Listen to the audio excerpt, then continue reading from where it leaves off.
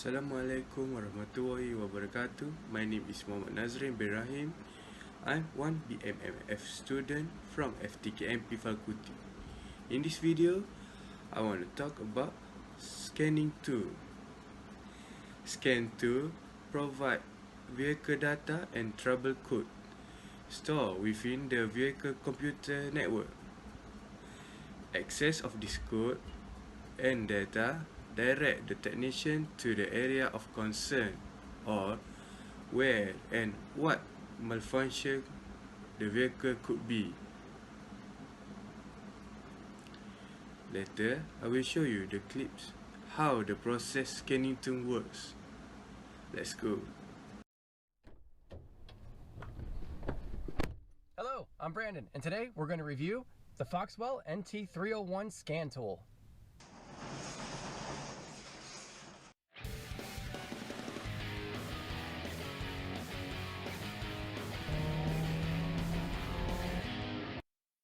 What's up, guys? Welcome to Extreme Daily Drivers. We are always balling on a budget and wrenching in our garage. Today we are going to review the Foxwell NT301 scan tool. The good people at Foxwell sent me one of these in the mail, asked me to take a look at it, asked me to use it, and asked me to do a review on it.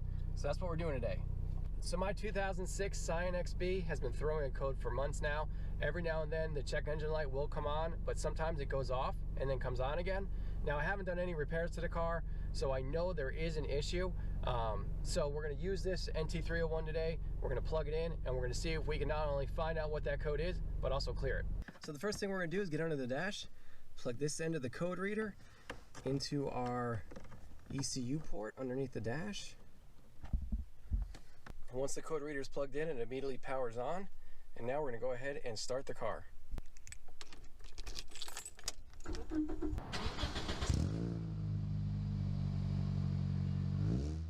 Okay guys, we got the NT301 plugged in here, and let me just start off by saying one of the things I absolutely love about this code reader is the fact that the cord is the right length. It's not too long, it's not too short.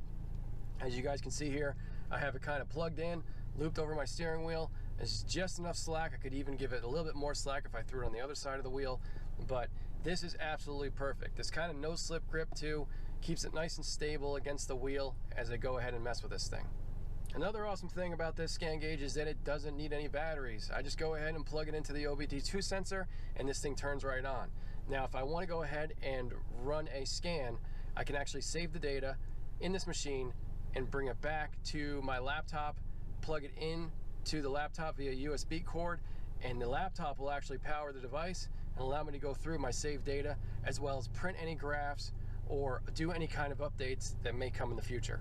So right away you notice this beautiful color screen, and we got 6 options here. This first option is to basically run a scan of the vehicle. It's going to find out what's wrong with it, if there are any trouble codes. The next thing, and I'm going to use the button here to shuffle over, is going to be a DTC Lookup. If you have a code number that you're interested in looking up, you can go ahead and choose this on the menu.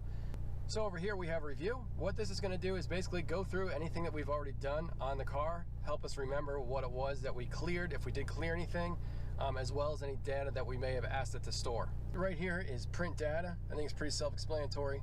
Again, one of the great features about this NT301 is you can go ahead and hook this up to a laptop, hit a button, and print out any of the data that you may have stored in here. After print data, we click over to About, and what About's going to tell you, if I hit enter on it real quick, it's going to tell you basically the latest version that this device is running. And the last little icon that you need to be concerned about is this setup button. Inside the setup is where you're going to change the language, configure monitors, unit of measure, and turn off the beeps. One of the first things I did was I went down to unit of measure and I turned it to English. So now that we have this plugged up, there are lots of options here, but what we're going to do first is we're going to hit this IM button. And what this is going to do is going to go through the computer and it's going to let us know whether or not this car would pass the smog test. So just after a few seconds we can see that we would fail smog test. We have this red indicator light right here, as well as this red number 1 signaling that there is a code stored. Okay, so here we are back at the home screen. We know we have an issue here. We know that we are failing a smog test for a code. So let's go ahead and find out which one that is. We're going to go ahead and highlight this OBD2 button here and go ahead and hit enter. So after a couple seconds, this runs a diagnostic test and asks us if we want to save our previously stored data. We're going to hit yes in this case. So that brings us to the diagnostic menu where we have a bunch of different options here. So we want to find out why this is failing an emissions test, so we're going to go ahead and read the code by hitting enter. Alright, so now it's asking us, do we want to see the stored codes, the pending codes, or the permanent codes? So we're going to start at the top, go ahead and hit enter. So this just told us that we failed for PO420, which is the Catalytic Systems Efficiency Below Threshold Bank. Now normally, no one would know what the heck that means. But that's okay, because we don't need to know, because this thing is going to tell us. See, so whenever you see a little blue question mark like this, you can go ahead and hit the help button. And it's going to tell us exactly what the symptoms could be that cause us to throw that code. So let's go through these. So we have incorrect fuel grade, right? So it could have been possible that I got some bad gas somewhere that caused this to get thrown. It could be a faulty bank sensor number 1, which means it could be one of the oxygen sensors. It could be oxygen sensor number 1, could be oxygen sensor number 2. It could be the faulty engine coolant temperature sensor, or the ECT, it's possible. And then as we scroll through the bottom, damaged or leaking exhaust system, possible. And excessively retarded spark timing. So now that we know what the stored code is, let's go see if there are any other codes. We could have possibly a pending code. Highlight that, hit enter. No pending codes, that's good. Hit the back button. Then we'll go down to permanent codes. Hit enter. And it's not supported for this vehicle. Okay, fair enough. Anyway, let's go back to the main screen, or back to our diagnostic menu. So now that we're back at the diagnostic menu, let's go down to erase codes. Hit enter. Erase trouble codes, are you sure? Of course I'm sure. Erase done. Press any key to continue. Okay, so now we did have a red light. Now we have a yellow light. Let's go ahead and run this test again and see what happens.